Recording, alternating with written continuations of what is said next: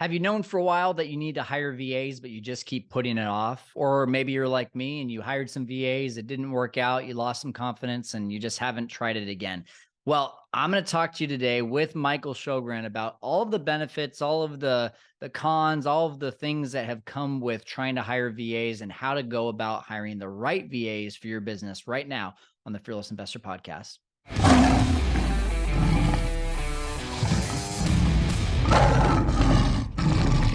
Hey guys, welcome into the Fearless Investor Podcast. You're listening to me, Kyle Stanley, and I'm really excited to have my good friend Mike Sjogren on the show today.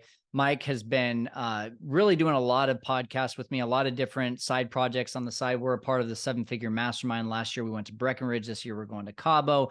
We're having a lot of fun doing a lot of things together. And one of the things that we always talk about together is virtual assistants. And I said, well, maybe we should have a conversation about virtual assistants on my podcast. And that's when he also said, by the way, I've got something that can actually help people with virtual assistants. So not only are we going to talk today about that, about the topic of virtual assistants and all of our struggles that we went through when we were first getting into it. We both had major struggles when we were first hiring VAs and keeping them. But also he's got a resource, so stick to the end, where he talks about how you can use his resources to make sure that you're getting the right hires for your business. We're also going to talk about a few different things along the lines of leadership. And also he calls it a playbook. I call it a company manual. And these are things, by the way, that took me forever to either learn or put together. And in case you didn't know, I actually have provided to you these resources at your fingertips that will save you not only thousands of dollars, but hundreds of hours of work. And you can find all of them at fearlesskyle.com/6FF resources. That's where you get the full price version of them. The company manual, which took me over 100 hours to make, you get at your fingertips, editable, ready for you to be able to implement your own systems in there. And the virtual assistant training, it's called Virtual Assistants, How to Hire, Train, and Onboard Virtual Assistants. That's a training about 2 hours long that you're going to get. And it's all of my key tips on how to be able to bring on great people and hire and onboard them. All of that for you right there at fearlesskyle.com/6FF resources. But if you're not a part of the 6-figure formula, then go to fearlesskyle.com/6FF, sign up for $49 a month and get those same resources that I just mentioned at checkout for a greatly discounted, upwards of 50% discount. And you can have that forever, absolutely forever. Pretty cool. So anyway, without further ado, let's get to it with Michael Sjogren on the Fearless Investor Podcast, where we're talking about how to find the right VAs for your business. All right, guys, if you're on, this is actually the second podcast we're doing this week. Why are we doing 2 this week? Well, I'm out of town all next week, so I wanted to double up for you guys. And actually, very different conversation today than we had yesterday. And Mike, I'll catch you up. We had a guy on yesterday talking about AI for Airbnb, which just really quick before we jump in, had you used Guest.Guru? I know it was kind of starting to get pretty popular in the industry. I have not. It's funny. We just wrapped up a boardroom call right before this. Yeah. And Tristan was talking about all the different ways he was playing with AI and kind of sharing it with the group. Because it's like early stages, tip of the iceberg of possibilities with this stuff. So I haven't dived too deep into it, to be completely honest. We've been focusing on some like other stuff at the moment, but well, they just shut down as a business this last week. Yeah. So I guess Airbnb made a bunch of changes, and the AI couldn't keep up with it. So they literally closed their doors. And from what we understood from the guy that we were talking to is that there is no other alternative at the moment, or at least none that he knows about. So it's an interesting time. But we were talking about literally how AI can remove the need for like, a bunch of customer service VAs. But given the fact that I'm a believer that you always need people, like you can have technology, but you always need people. And so today, guys, we're going to be talking about VAs. So kind of some contradicting topics here, but I think this is going to be a really fun conversation. So Mike, we'll go ahead and get this thing started if you're ready to rock, brother. Let's do it. All right. Hey guys, welcome into the Fearless Investor Podcast. You are getting ready to listen to a really fun conversation that I'm going to have with my good friend Mike Sjogren. And if you have not heard Mike's story, we've had him on the podcast twice. He's killing it, especially in the transitioning over to hotels. And Mike, you just closed on one that's what, like 56 units? Yeah, 57. 57. That's going Wow. through a crazy rental right now. Yeah. How long is that rental going to take? We closed on it a couple days after Christmas, and the first phase, 30 of the units will be done in August, and then the other 27 probably by the end of the year. Nice. Yeah. Wow. Yeah. That's, and you, with that, so altogether, probably what, over a year? Yeah, about a year. That's a long renovation. Yeah. But hey, I'm excited today about this conversation. You and I are a big believer in bringing in VAs to your business, but we also, like, going back at one point, we both were kind of banging our head up against the wall, and not necessarily believers in it. And so I think it's always a good opportunity for people to kind of hear the pros, the cons, the struggles and the benefits of virtual assistants, really any part of this business, right? And so I just want to have a conversation with you and let everyone be a fly on the wall, and let's just talk VAs for a little bit. Sound good? Yeah, 100%. Let's do it. Awesome. So me personally, man, like I got into trying VAs during the pandemic. It was 2020. I hired 3 in like 9 months. I fired 3 in those 9 to 12 months. And I just was like, at that point, no, VAs don't work. Whoever says VAs work, has a hidden agenda. It's not possible. And I was doing the same thing. I was hiring them from the Philippines. I was going on Upwork.com, onlinejobs.ph. Like, I was using all of those, and it just wasn't working. And for me, like, I ended up figuring out that if I actually had a resource and a company manual to onboard them, that was the biggest difference. But can you kind of talk about what your experience was before, like, VAs were, when they were not successful for you versus when you did find some success with them? Yeah. And even before that, to kind of piggyback on the whole AI thing, right? Mhm. So before that, the first PMS I had, or, quote unquote PMS, was Hospitable. And I went with them at the beginning because they had AI built into it, right? Mhm. So I had all the automated messages, but then you could create automatic response based on keywords that guests would ask, right? So if Right. it detected like the word pool, I could have an automatic response trigger about like, hey, it looks like you got a question about the pool. Here's all the info. Here's the hours where you get towels, blah, blah, blah, blah, blah.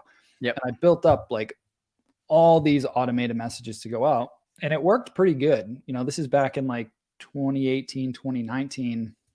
Well, I was still working a job, and I got up to like 7 or 8 properties. And once I got to that point, I started to get like sucked back into the business. When I had like 4 or 5, I felt like I was the man, because I was like, dude, I got this dialed. Like I'm barely working at all. All this is automated. Like, things are great. But as I added a few more units, I just felt this like multiplication effect that was just taking more and more of my time. And so, like I tried some of the common ones to go out there and find VAs, and I ended up going through 4 VAs.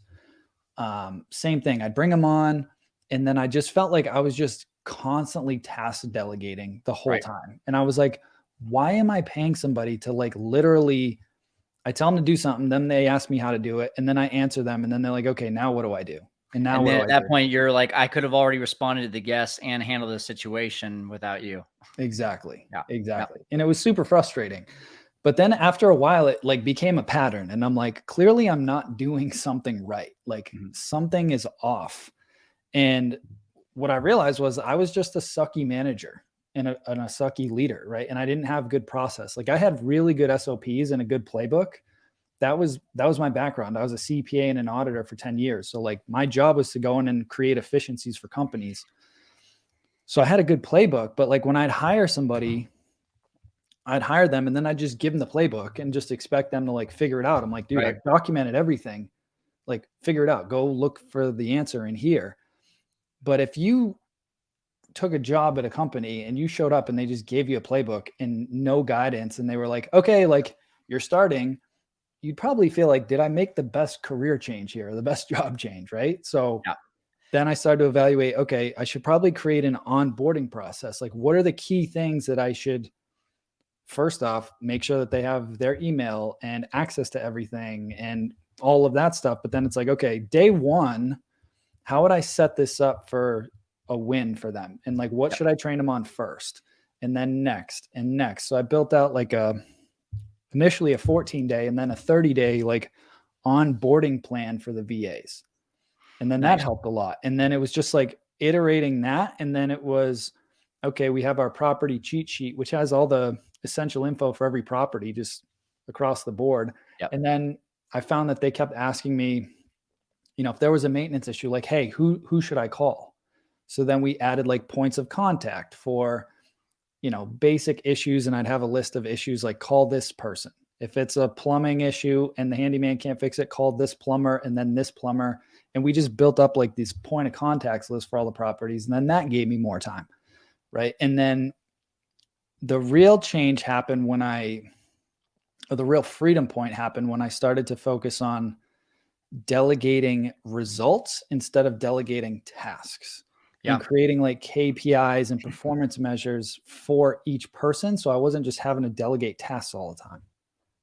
Yeah. So many things there. So first of all, I literally just did a YouTube video. And for those of you that are watching this live right now, it's actually going to go live next Tuesday, but it was called 2 Ways to Reduce Turnover in Your Business. And the two things that you just talked about, give them a resource and keep the onboarding process simple, but duplicatable, right? Like as soon as I did it once, I knew that, hey, if I can do this, if I can teach them this onboarding process, then my COO can teach them this onboarding process. And then it could essentially be something where eventually we had a head VA that could then teach any of the oncoming VAs that onboarding process. So I love that. I also want to talk about just for a second, like the kind of person that you had to either evolve into or really like the leader that you had evolved into to get past this, like, hey, you should just get it and understand it versus like, okay, I need to take a little bit of ownership and show them the way and not just assume that they get it by looking at the playbook. Yeah. And it was like one of those light bulb moments. I was talking to a buddy of mine, not in this industry, but an entrepreneur. Mm-hmm. And I was complaining basically about some employee issues. And he was like, dude, if they didn't need you, they wouldn't be working for you. Yeah. Like they'd be entrepreneurs themselves. Like they don't think the same way that you think. And he's like, your job, you're not an employer, you're a coach. And it was like the light bulb went off. And it's funny, like you and I are both coaches. It's like, we're coaching other people, but I wasn't coaching my own team. Yeah. And looking at it, just that little subtle perspective switch was just so eye-opening for me. Of like, right. It's weird too, though. Sorry, I don't mean to cut you off, but it's weird because like there's so many times still today that I realize like, hey, I just assume my entire team gets it because we have a weekly meeting, but like I should be coaching them way more beyond just them understand. Like it's not the Matrix. I can't just get them to download my entire brain from one meeting. So I totally relate with that. Yeah. And then once I had that like light bulb moment, then it was like, okay, I'm going to carve out time. Yes, we have our set meetings and things like that. But then it was like, okay,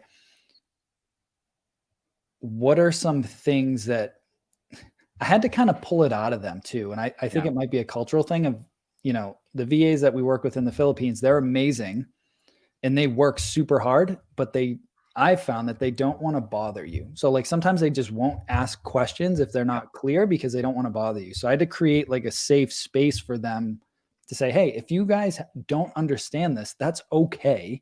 Mm-hmm. Just ask me. And then we'll go through it either one-on-one or as a team if it's an issue with the whole team, and let's iron it out. But like create that safe space. And you know me pretty well at this point. Sometimes I can be very blunt. And what I found was it almost made the team afraid to talk to me, quite frankly. And they were just like so focused on like protecting my time. And it became an issue to the point that one of my cleaners messaged me directly, which hardly ever happens, and was like, hey, I haven't gotten paid for this invoice. Can you see what's going on? And it had been like 3 weeks.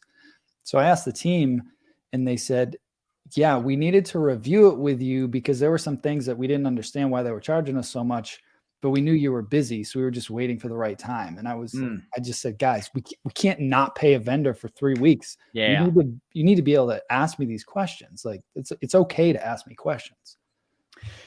Yeah. And I've found, just to add to that, I've found you either get VAs that don't want to reach out because they don't want to bother you, or the exact opposite, where like they have analysis paralysis and don't want to make any moves unless they have your thumbs up on it. And one of the things that honestly, and one of our principles that we implemented was bring me solutions, not problems. And that kind of eliminated, especially one of our VAs who just always wants to be right.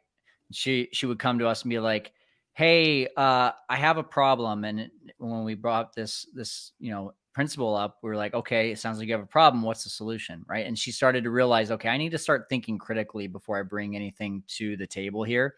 Um, the tough part I found, man, was when I stopped being so much in my business and being the guy to talk to the VAs, and I handed that over to my COO, um, now teaching her to talk that same way, because I feel like a lot of people who are, she's not the business owner of my business. She's the person that is in charge of the results. So she's very much like, okay, if the results aren't good, I'm the one Kyle looks at. But in doing that, right, she felt like, okay, if the VA doesn't get something right, then that's gonna be a reflection on her. So instead of getting the VAs to think critically and holding them to that principle, she started giving answers and not making them think critically. So then I had to go retrain her.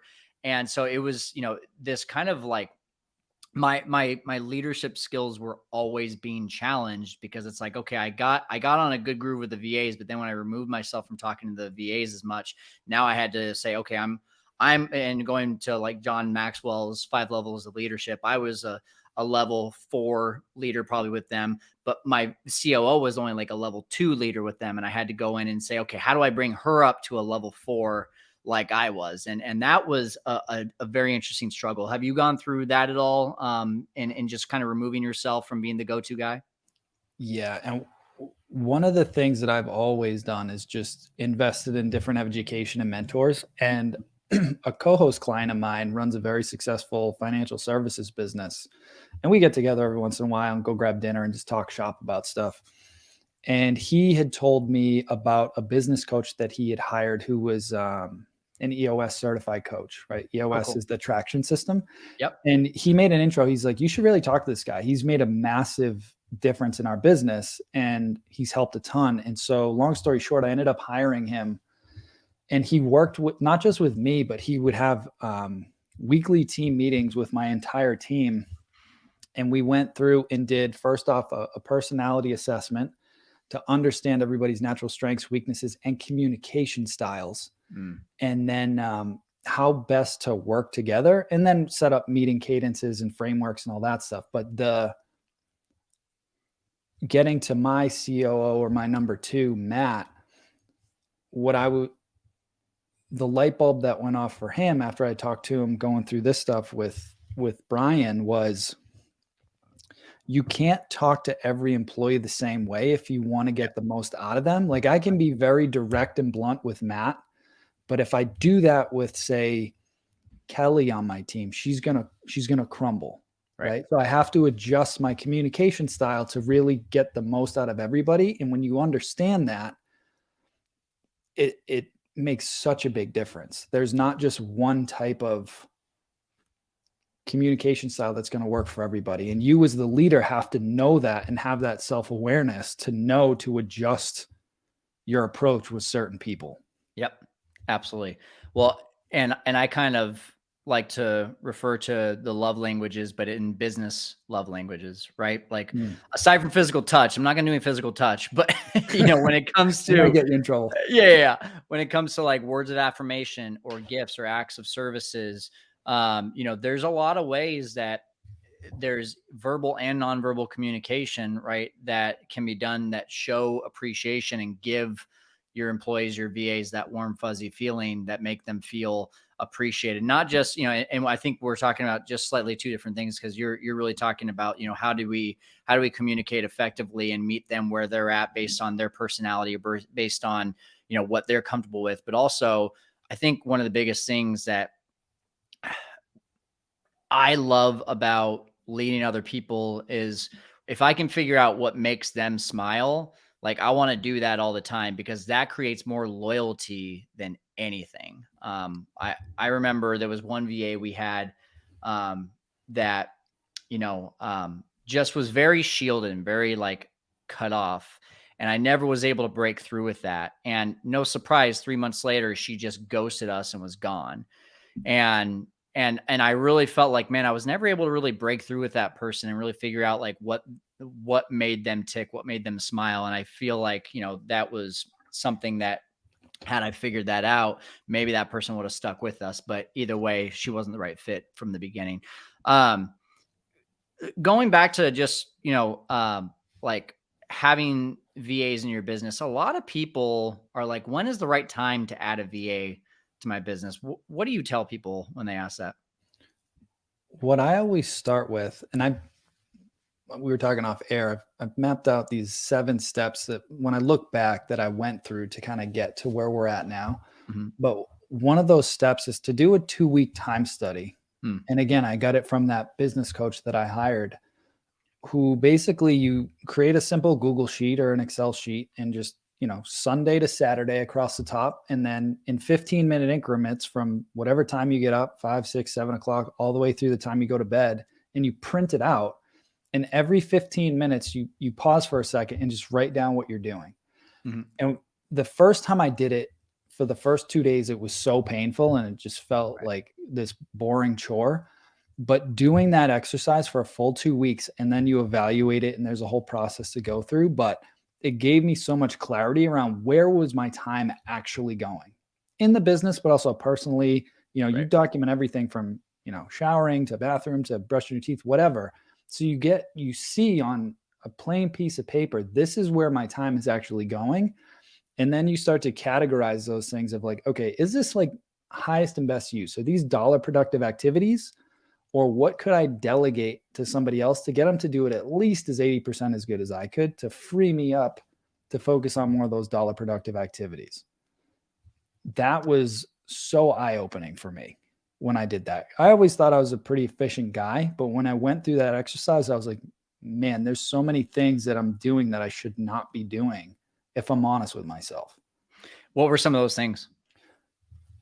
Like simple things of, why am I checking up on cleaners, right? At the very beginning, why am I doing that? Somebody else can look at those photos. Yeah. Why am I the one that the last thing that I let go of, that was the hardest thing for me to let go of, and this was in the last 15 months, was actually creating the owner reports at the end of the month. That was the last thing that I held on to, because I had just so much fear around what if they get it wrong. I thought for sure you were going to say pricing. No. More, I think it was just because that, if you get back to a lot of like just the basic fears as humans, like that acceptance of doing a good job, if the owner reports weren't correct, right, in my head, they would question everything else that we were doing. Right. So I held on to that with everything I had. But once I finally let that go, it really was the last straw that I was like, okay, I've accepted this new level of leadership and, CEO level activities. And I built a team that I wholeheartedly trust. And we have this really good culture of everybody owns their stuff. They work very well together, and I can empower and trust them fully now. That was, again, one of those lightning or light bulb moments where it was like, we've built something pretty special where I don't have to be in it all the time. Nice. Awesome. Okay. So we've kind of talked about the leadership side. We've talked about the when is a good time. I like the 2-week time study. I did that as well. And 100%, like, it was a pain in the butt, but it was so revealing for me. It was even more so just like realizing, hey, I'm spending a lot of time on meaningless reports because I'm just kind of like, I geek out sometimes on the numbers. I'm like, I could literally take this, instead of doing it every day, I could do it every 4 or 5 days and still get the same results out of it. And that cut probably 2 hours per day out of my time. So I 100% agree. If you guys are questioning that at all, like, just do it, and it will probably give you so much clarity that you didn't even know that you needed. Um, what about just where to find them? And I know you said earlier, like, that some of your light bulb moments were bringing on someone and actually giving them the right onboarding process. But I also have been in rooms where you said, like, you didn't feel like you had the right person from the beginning. So where did you end up finding these people, and what was the difference when you started, especially like interviewing, what you were looking for to make sure that they were the right fit? Yeah. So one simple hack that I use was in the requirement section, they had to have worked for Airbnb in their call center. So Nice. that way they at least had a basic understanding of our overall business. But the big change happened when I really went deep with that business consultant to understand personality types. So if I know that I'm looking for somebody that is going to focus on, say, guest support, right? Guest communications, guest support, all of those things. If I get somebody that has a certain profile that's really good with numbers, very analytical, but super introverted, they're probably not the best fit for somebody that needs to communicate a lot with guests and have that hospitality. So when you understood, everybody can look good on paper, Yep. right? So take that, then apply the personality assessment, and then create a standard set of interview questions, one for competency, but two for more of a cultural fit. We're Mm. a super high performance culture. And so in the fall, we added another VA. And within 6 weeks, I noticed that she wasn't on the team call. And I said, "Hey, what's going on? Can somebody message her?" And they said, "No, she's not with us anymore." And I said, "What happened?" And they said she wasn't the right fit. She couldn't keep up, and she was dragging us down. So we told her not to come anymore, and we'll find somebody else. I didn't even have to do anything. The team just pushed this person out because they weren't pulling their weight. And Mm. so again, that came back to a culture thing. And then we went and found somebody else. So the culture side of it and the natural tendencies, because somebody can gut through it for a while, but eventually they're not going to be satisfied. And you either have to move them into a role that they could thrive and sustain long term, or you got to let them go. Like one or the other. Yeah, absolutely. I think that's kind of a good segue. You know, I think we see this a lot. Cleaners, VAs, contractors, just about anyone in this business. They come in, they're excited, they get off to a good start, and then some complacency starts to happen. Um, I've got a story about this, but I want to hear one from you of, like, did you have, either as a whole, your VAs start to kind of go downhill on some of your KPIs? And how did you bring them back up? Or was there maybe a story of one person that started to kind of just, hit, like, just not hitting those KPIs, and you knew that they were the right fit, so you didn't want to let them go, but you needed to kind of work with them to get them back up to where they were performing? I've had that happen a lot more with cleaners than I have with the VAs. Okay. I've only had it happen after I got all the like process stuff dialed in that we've been talking about. I've only had it happen with one VA. And again, a business mentor of mine highlighted this for me. He's like, usually when performance slips, it tends to be something personal going on with them. So trying to pull it out of them. And when I set up a call with the VA, the performance was going down. Basically, they were explaining to me that this person's mother was very sick, and they were trying to do double duty and take care of their essentially dying mother and Yeah. do this job, and it was just too much for her. And so we had to make a call on it, and she was in a position where she didn't need to work. Her husband had a job and could supply it, so she decided to just step out and just take some time to spend with her mother. The only other time was same thing. Something personal was going on. It was health issues. And so this person had been working daytime here in the US, but that's a graveyard shift for them. And they were having some medical issues and things were going on. And when they got evaluated, they basically were suffering from insomnia. And the doctor told this person, hey, you got to make a change. You can't be doing these graveyard shifts anymore, or something like your health is going to deteriorate. And this person's a total rock star. So we just adjusted their schedule because we didn't want to lose them. And now they only work overnight shifts. And the way that we set it up, so they work I think it's 4 a.m. till noon. So we still have some overlap from like 8 a.m. Eastern to noontime Eastern when we're on shift, so that we can communicate and do what we need to do. Nice. So awesome. I've got a quick story, and then I want to ask you a question based on this story too. So at one point, our VAs, for about a 4 or 5 month period, one of our major KPIs, which is just communication, the communication reviews that you get on Airbnb. The goal is always 98%, but the minimum is 95%. We were seeing across the board 92s and 93s for about 4 or 5 months. And I was like, what is going on? And, I had to sit there and really think, because we were having meeting after meeting.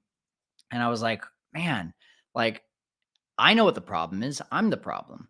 I realized that for the same reason that I bonus my employees, I bonus my quality control inspector, I bonus my cleaning manager, I bonus my cleaners, I'm not bonusing my VAs. So there's, of course, no repercussions, or there's no fear of loss, or there's no, excitement of getting more income if I'm not giving them a bonus. So we implemented a bonus structure, and these VAs now have a chance to make between 10 to 20% more per month through this bonus structure. Now there's only been 1 month over the last year that the VAs have not gotten the bonuses. And that brought our KPIs back up. So my question for you is, do you have any sort of incentives, bonus structures, or anything for your VAs to continue to push them? We have, and I'm actually reworking it now though, because a realization that I had was a lot of their bonus was based on profitability in the company. And if they're not the ones pulling the levers on pricing or certain things, they don't have control over it, which isn't fair to them.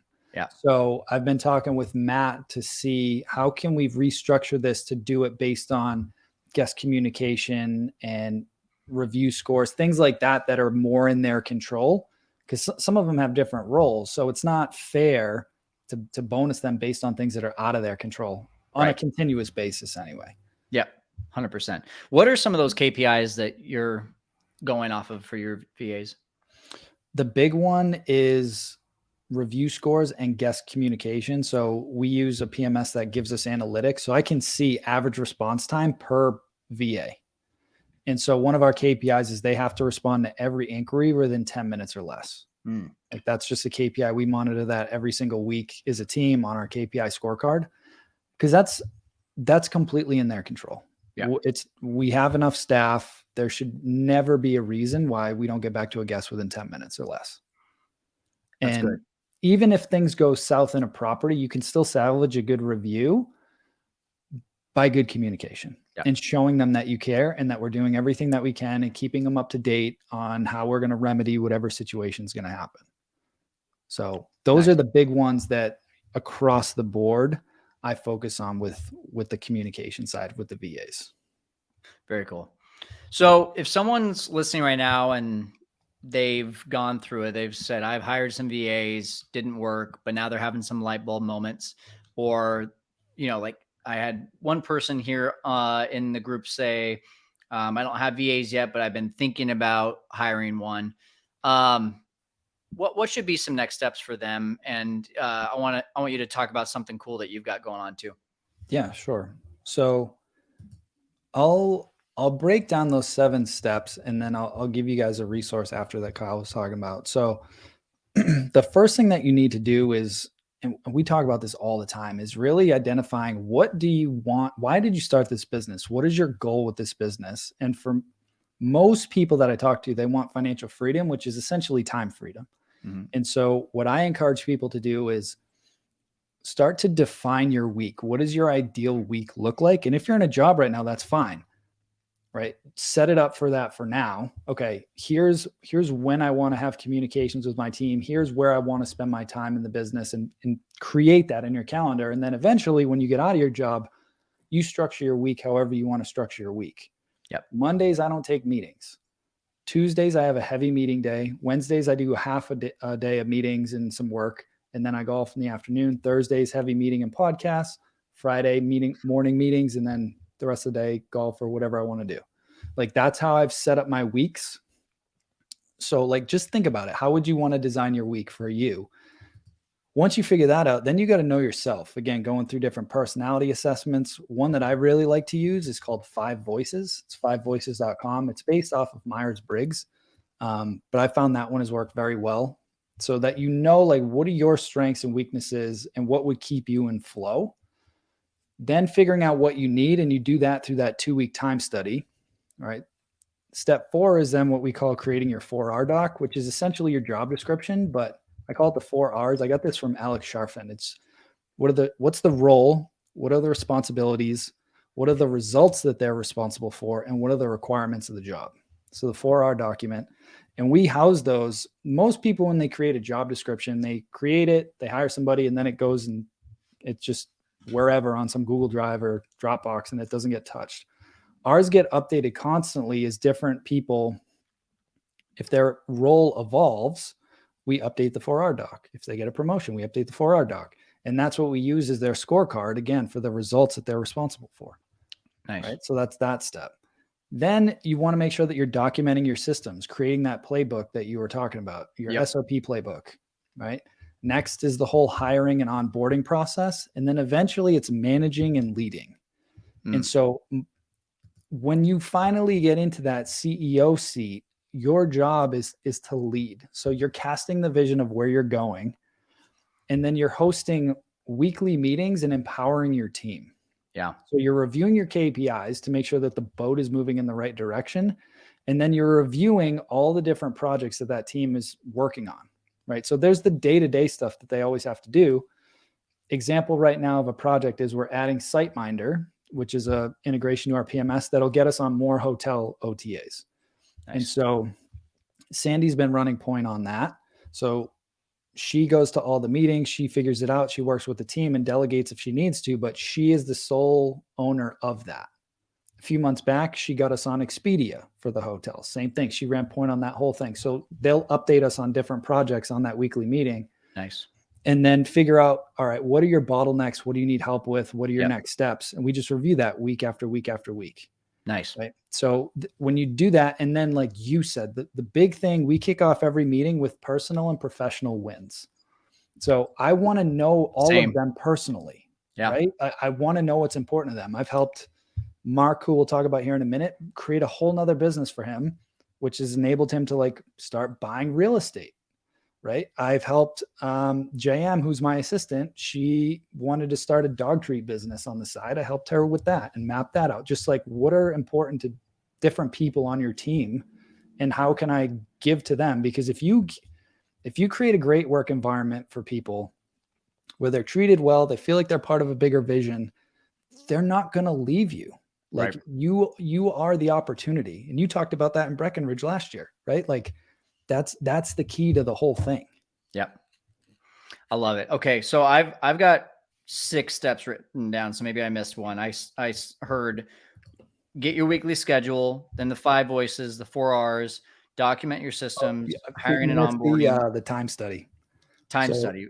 Got it. The 5 voices, then the time study. Okay. There we go.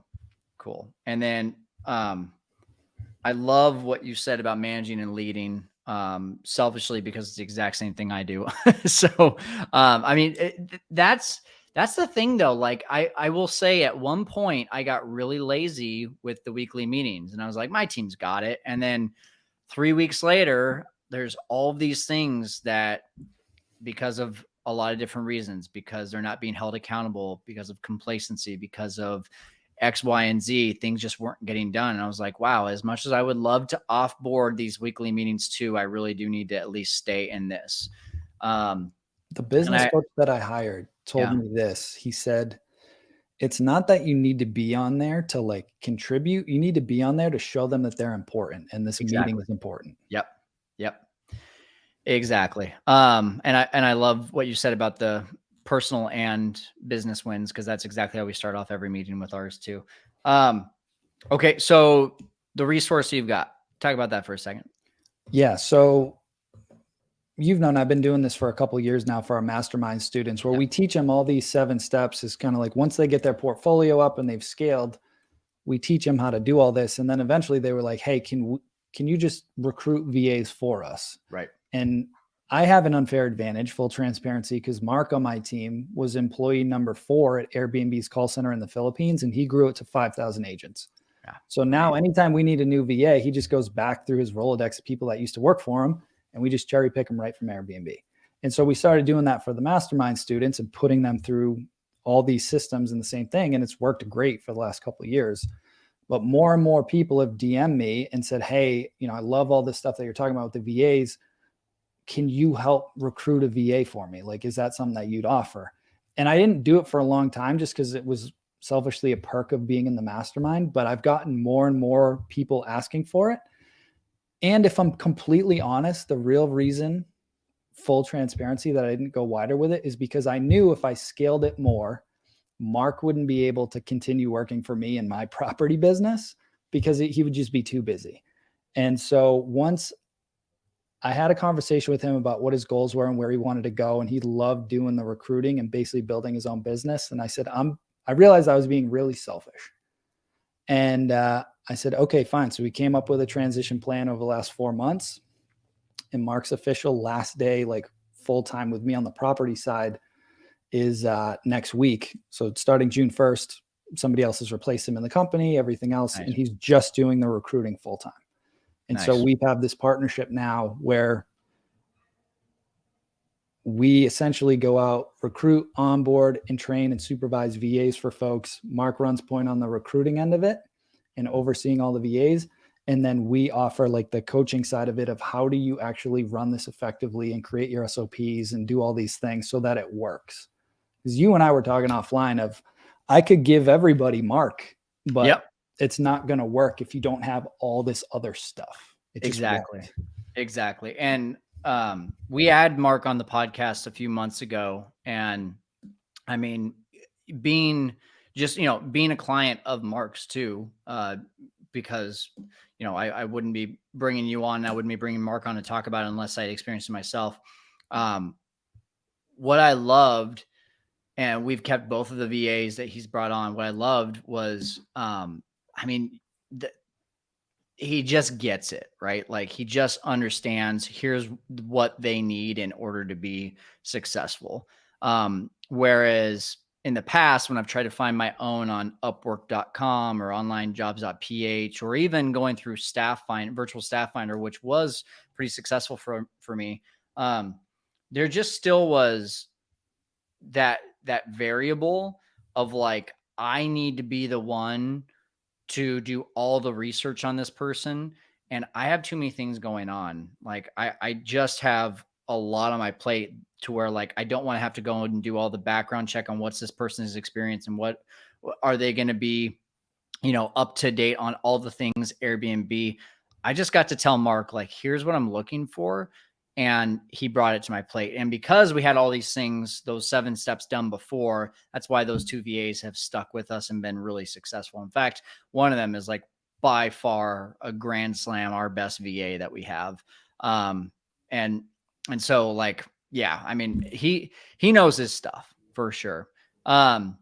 So where can people go kind of for these next steps for? Yeah, I know everybody's busy. So I put, it's super short on how the whole thing works. It's less than 8 minutes long. You go to strsecrets.com/VA and you can watch it. It's like an 8-minute video. Then you hit the button below. You can book a call with my team and they can explain it in more detail. Now it's in the chat over there. So Perfect. Okay, cool. And then for those of you that are listening to this on replay on YouTube or in the podcast, we'll put that in the show notes as well. Mike, is there anything that we didn't talk about that you want to leave people with today? The only thing that I'll say is once once you get this going, what I focus on, and I know what you focus on, is continuing to invest in my leadership and essentially leadership skills. Like that's all that I do. My team will research all the tech stuff of like optimizing our business, and we have a lot of contacts in this industry now. So when somebody like piques my interest about something, I'll look into it and then I'll hand it off to the team, and Right. then they figure out how to execute on it. Yep. All that I focus on is that vision and the culture and the leadership. That's it. And that's why this thing keeps moving in the right direction. If you can get that dialed in, and I'm not going to lie, it's one of the hardest things to do. And that's why most small businesses fail, is because of the leadership piece. But that's really where you're going to get your highest ROI and the most satisfaction from running a business. I love it. I love it, man. All right, Mike, thanks so much for jumping on and helping everyone to conquer the world of short-term rentals and especially virtual assistants. I appreciate you, brother. Likewise. All right, one more time on that website, strsecrets.com/VA. Pretty simple. You can go ahead and sign up there and get an onboarding call and a consultation call with Mike's team, see if it's a good fit for you.